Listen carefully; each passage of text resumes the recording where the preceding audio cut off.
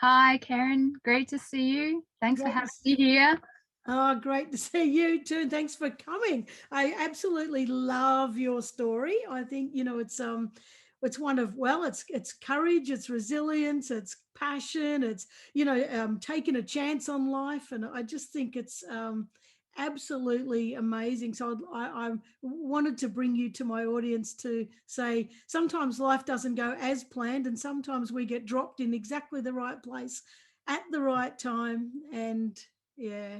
Yeah, it's certainly been a ride. It's great to be here, and I'm grinning from ear to ear. Your shedding journey began. I mean, the very start of it is when you were at uni, and you into your third year, you got this opportunity to join the design construction program with David Morris. Yeah. And tell us, like, were you were doing architecture at uni when you started? Yeah, so I kind of jumped straight into architecture, into my bachelor and master's.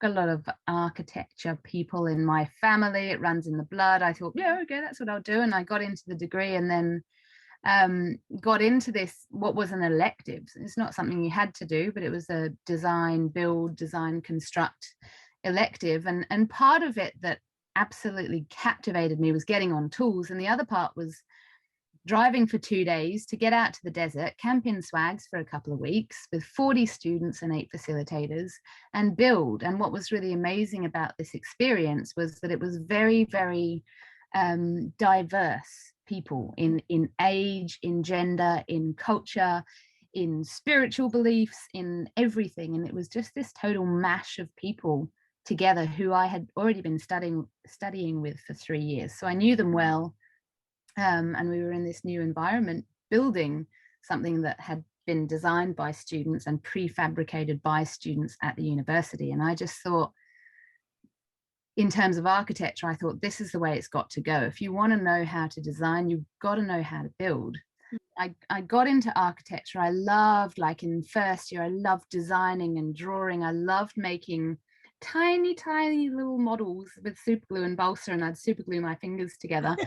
And I loved making, I was just all those things that were really tangible. And then as it got into the latter years of uni, it was just a lot of time on the computer. Mm. I just thought, oh my God, I'm going to spend the rest of my life sitting at a computer in an air conditioned building.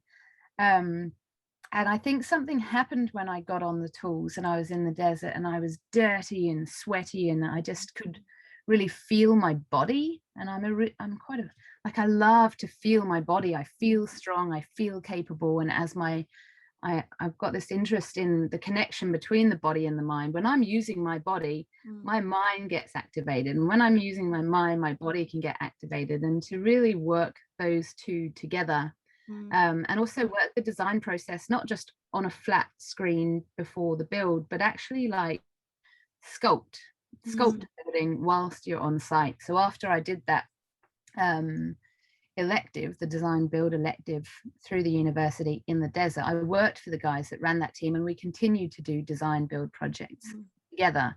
And that's really, when it comes to shedding, it's really the way I think is good to teach, get people to know the capacity of the tools, the capacity of themselves, how things work, how things sound, how materials respond, so that it's really a human kind of tangible experience, I guess. The stereotypes, I feel my blood boil when people start talking about stereotypes, and I'm so passionate about this. Coming from that place, working on the building site in the desert, I didn't realize the potency of that. I remember a friend, Ashmal, and she had, I don't know what they call them, when you've got your piece of material and it's covering almost everything, and she's there like shoveling cement into the concrete mixer in her jeans and this beautiful white piece of material. And I just thought, yes, this is so cool. And I think something in my mind, I thought that was normal. And then, over the next 10 years being on building sites, I kind of got to this point where I was like, oh, I haven't worked with any women. I've just been working with blokes. And that didn't seem like a big deal to me. It just seemed like, oh, yeah, it's all blokes here. And I liked it. It was fun. It was rough. beer and smoke ciggies after work and sit around a campfire. And it was really good, and I liked that camaraderie working with the men, and also the kind of like, let's just get straight to it sort of attitude. But it was really interesting starting to notice something was missing, and then setting up this workshop, this organization, and having the opposite. We have a huge number of women coming here. And what it is for me is it's mingling people, mingling like 80-year-old Liz with 30-something-year-old Aidan. And we're talking about gender, and Aidan says a non-binary, and Liz says, what's that? Yeah. I think that's how we provide education to people, is put them in space together where they feel safe working on something in a collective way. When you started, you know, I know there's a point where you just sort of took off and said, well, I'm going to buy a camper van and I'm just going to take off. And what led you to that point? Like, what was happening in that time when you said, that's it, I'm taking off and I'm going to see where life takes me? Yeah, so I was in Adelaide. I'd been studying my degree, done this cool elective a bunch of times as a student and a bunch of times as a sort of volunteer coordinator. Worked for the guys that ran that crew. And that was all in Adelaide. And I think what happened was, after doing these trips to the desert, I was like, I've got to travel. I've got to get out and travel. And I naively fitted out a not high quality camper van, and started my trip, and then ended up in this region because my camper van broke down a bunch of times. Funny story, actually. My starter motor was on the fritz, and there's this little trick you can do. You hit it with a hammer, and it gets solenoids right. And I was traveling with a friend, I was traveling. I was just a hippie, dope smoking, living life freely and just bumming off Centrelink the whole time. So we'd kind of, each time we started the car, just give it a little tap. And then, over the course of a few weeks, I needed a bit more. And then I ended up breaking down in Glen Innes and getting towed up here because my partner at the time, his mum lived in Mullumbimby. And she said, oh, come stay with me. And took my car to the mechanic because it just carked it. He opened my bonnet. No, he didn't, because the engine was under the seats. He lifted up the seats and he looked inside and he said, whoa, this is crazy. You've got a crack in your cylinder head, but it looks like someone's been smashing it with a hammer. And I said, oh, gosh, I can't imagine. Why would anybody do that? I didn't have the balls to tell him.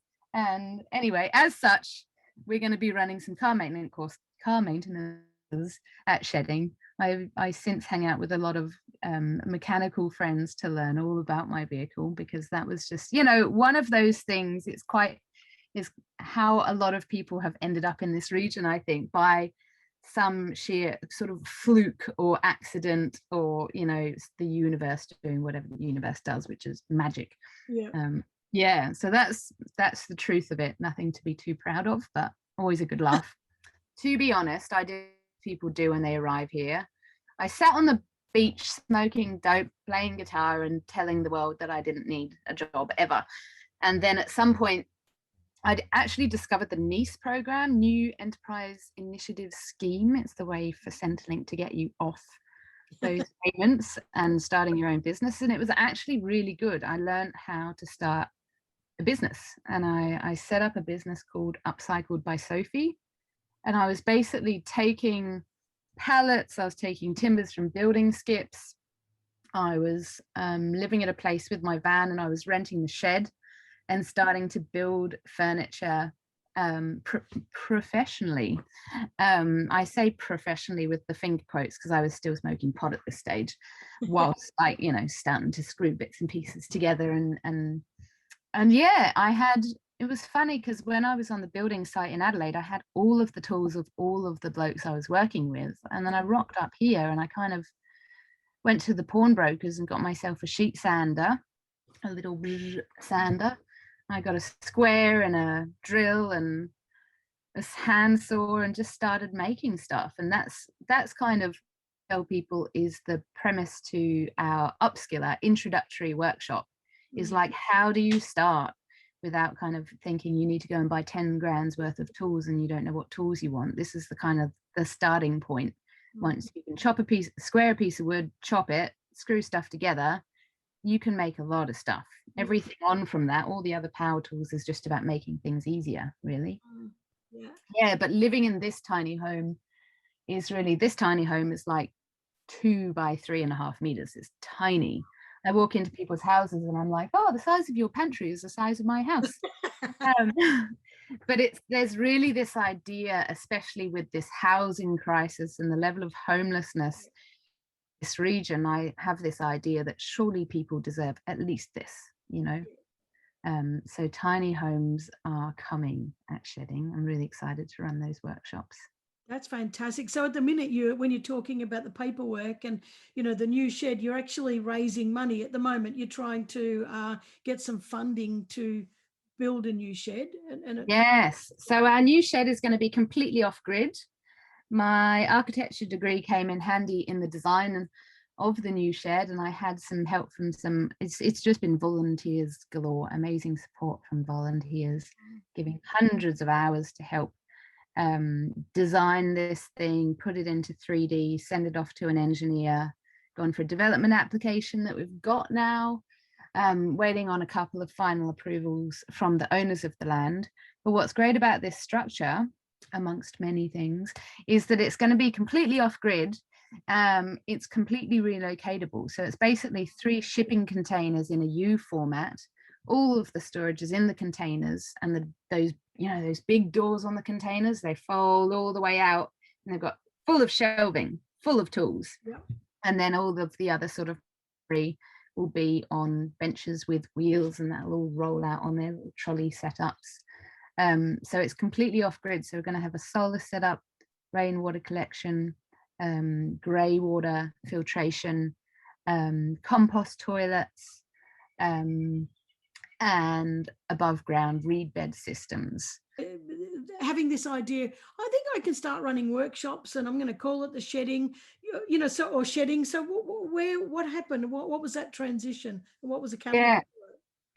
Someone asked me this the other day, and I sort of, when you forget stuff and then someone asks you and you're like, oh, actually, you know what it was? It was a really nice moment. I remember I think I was chatting with Pat, would work for Women Pat, and I remember saying, like, I love carpentry. I love people. Really, when I get on site, it's often about the people I'm working with. We're building stuff. Great. That's great. I love it. It's fun. It's design. It's great. But people, I love people. And I remember saying to Pat, I love carpentry. I want to run a workshop, but I'm also thinking about like going on a tangent and studying psychology and mental health and counseling, because I'm really passionate about this. And if it was her, I can't remember if it was, she said to me, start the workshop. Don't go and study all that stuff. Start the workshop. You will learn about people. You will learn about mental health. You will learn everything you need to know. And it will guide you. So since starting the workshop, I started it with the idea that it's about carpentry and bringing people together. And now it's actually shifted completely, and it's first about mental health, and it's brought me to this idea that everything is first about mental health. Like, I want to do something from a place of feeling good, and if I'm not in that place of feeling good, that is the place to start my focus on.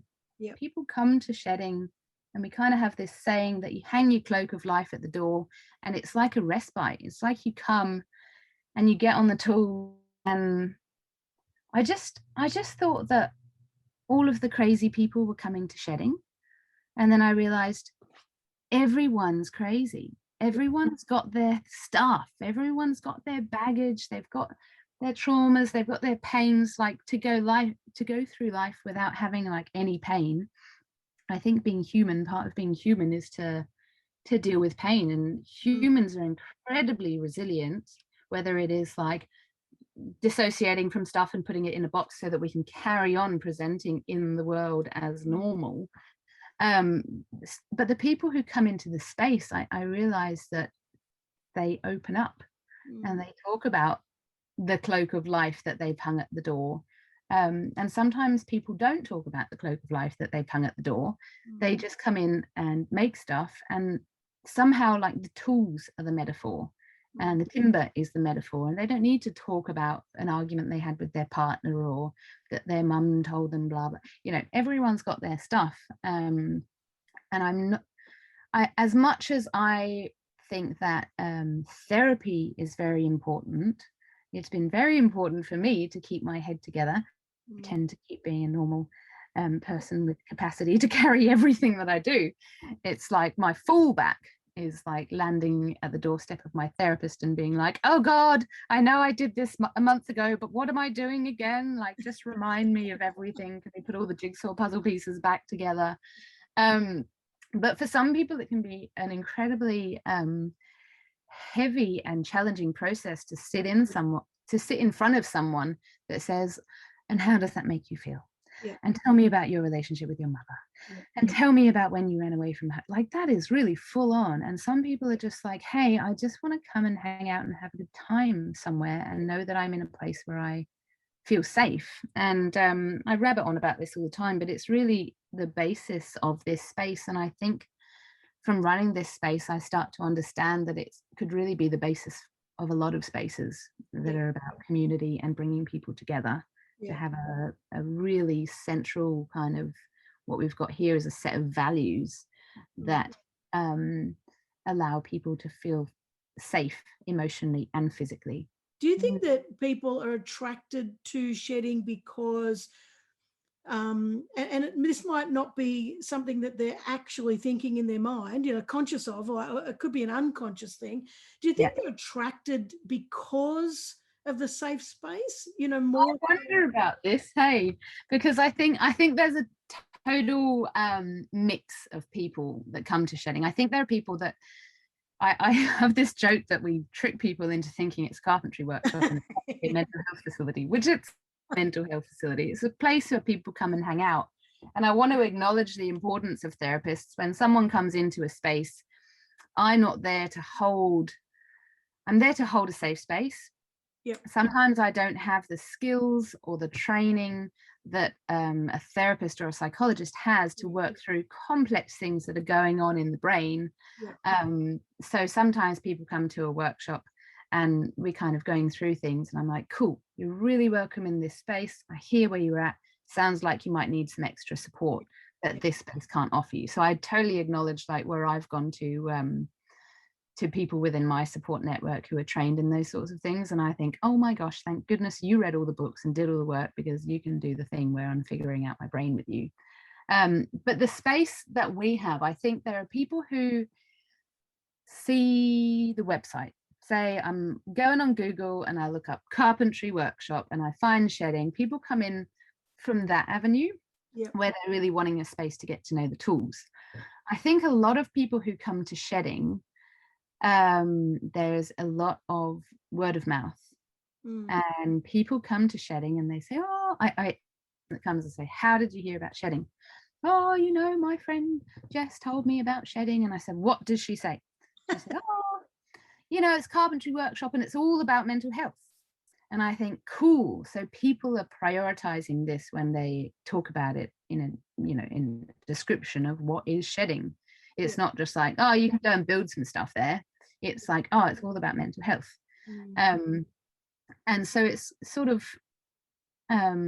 it is about tools and it is about the timber. That is what we're doing, but that's the process, that's the tangible thing, that's the kind of avenue towards positive mental health and also community connection, especially during a time like this, like when all the COVID malarkey kicked off. Our workshop has never been so busy, because people were bumming off job seeker and job keeper and kind of thinking about, well, what's my purpose? I don't need to go and work. In fact, I can't go to work. And so I want to do something that I feel a sense of purpose, a sense of productivity, like I'm capable of something.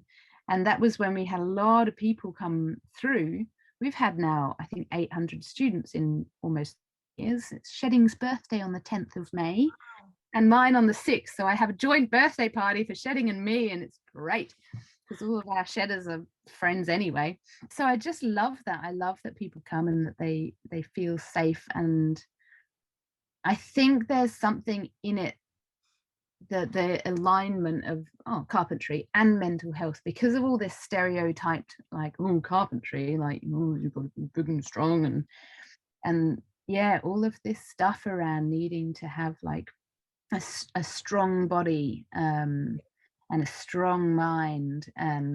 Our thing is that it's accessible to all people. So when we've got someone who's much older and they've got arthritis or chronic fatigue, or all this stuff that's going on in their body, I say, you are capable of this. If you can't hold that tight enough, that's what a clamp is for. And way stronger than I am, so I can just adapt the circumstances in the environment around me to support me. And I think that this is a really big lesson in life, not just in the workshop, that cool, you can't do that, let's find another way to make that possible. And that runs through as well in the tools that we're using, the tools that I am very familiar with and therefore very comfortable to teach. They are, as much as possible, cordless tools, which means they're only 18 volt instead of 240 volt, which means that when a circular saw might kick back, our circular saws do that thing where, when you try and pick up a chicken and it just goes, and kind of shakes on the spot. That's what the circular saw does. So it kind of, it's a nice way to start with tools that feel very easy and accessible for people, quite light to hold, no cables running around, tripping people up. To really create an environment where people feel safe, and that when they think, I'm a bad person, I can't use this tool, it's actually because they're using a 20-year-old table saw and the fence isn't straight and the blade is blunt and it's not a good tool. Using high tools with sharp blades, it should be quite straightforward. And I say to the students, as soon as you get resistance, just pause and let your intuition be like, hang on a sec.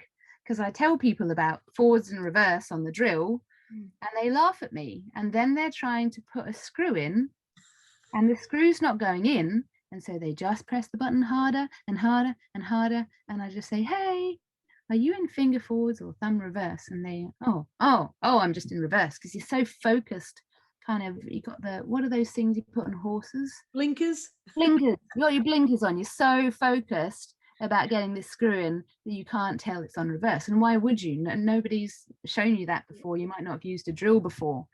And so these really important things, I think, around trusting your intuition and pausing and reflecting. And my friends talk about this kind of qigong approach, where it's like really grounded and slow, but there's real intent in any movement and a real grounded sort of body centered approach, which the spiritual biohippies love, of course. And this connection between the mind and the body, and also the memory, and that long-term memory where things just drop in. And I think that's where our sort of tagline comes from, with this shed your fears and build with curiosity. It's really about, I just want to teach them to be curious. I say that there is every week, every day, a new product popping up that we'll be working with. There is a new tool. There's always something to learn. There is no stupid question. There are only questions. And to have the courage to ask the stupid question, that's how you're going to get answers. So to just sit back, be afraid and not jump into it. People ask the most simple questions, and I'm like, this is great. To know the answer to that question, you have to ask the question. So I'm so proud and honored to see the courage in each student that rocks up here and says, hang on a sec, why does this happen? The wiggle on the tape measure is the very first thing we do in upskill. It's the metaphor that there are no stupid questions. The tape measure wiggles, like the metal piece on the end. It wiggles by like a millimeter. And I say to the students, do you know why this happens?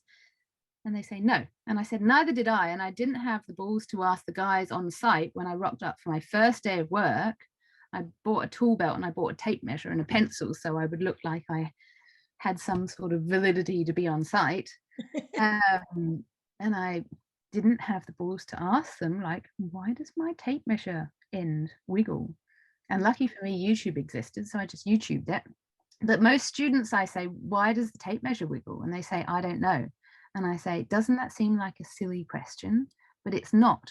if you want to know why it happens, you have to come to a workshop, or you can YouTube it for your free easy version, but it's much if you come into our workshop. And all those things like that, all those tricks, like how do you point your pencil into the ruler that you don't get that little 0.5 millimeter gap? How do you hold a square? How do you hold a saw? How do you push something through a table saw? How do I even identify like the timber that I'm working with? We're working with recycled materials. They've already had a life, and we're taking this recycled piece of trash and turning it into something that has value again. And I think there's a huge metaphor about that, and about people who've experienced shame in their lives and they're coming through and having a sense of self-worth again. There are lots of little metaphors that carry through in terms of the materials and the movements and the way we work together in that space. Find something that jumps at you, that inspires you at the same time as terrifying you. I think for me, I thought that it was going to be like carpentry and working on a building site, and then changed, and it's ever evolving. Once I find the thing I want to do, it's changing, and I feel like they're just stepping stones. And even if you hop on a stepping stone that seems like it's shaking your life and tearing it apart, that might be the like me arriving in Mullumbimby with my broken down caravan and everything is awful kind of metaphor, where it's like something is happening and it's important. And I think for me, there is this real trust that everything happens for a reason, and it's all feeding into my knowledge and my understanding.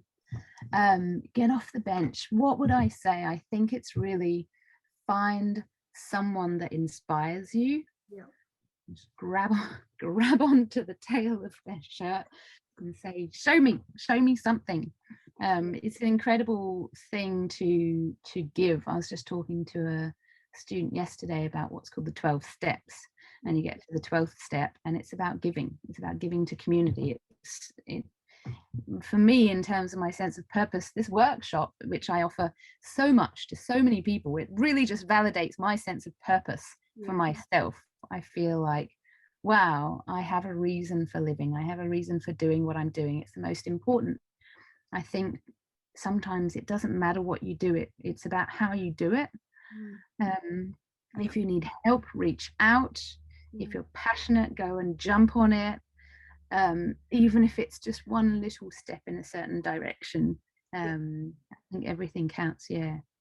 Sophie, I've loved this. I absolutely love what you're doing. I love I love your energy. I love your passion. I love your care for other people. You know, I love your sort of your I'll call it mother duck, but I'm not saying that in a bad way, but your mother duck kind of way of gathering people and putting your wings around them and absolutely loving them. And there needs to be more people like you know, doing that for the community and keeping community together and really making people feel like they're valuable and they're worthy and that they have a place to be and a sense of belonging. And I think that, you know, that you might just be doing carpentry, but underneath, as you said, you know, there is so much there that is so valuable and so needed and so contributing to a better world. So I nothing but praise for you. I think that what you're doing is sensational. So you got to tell us, where can people find you?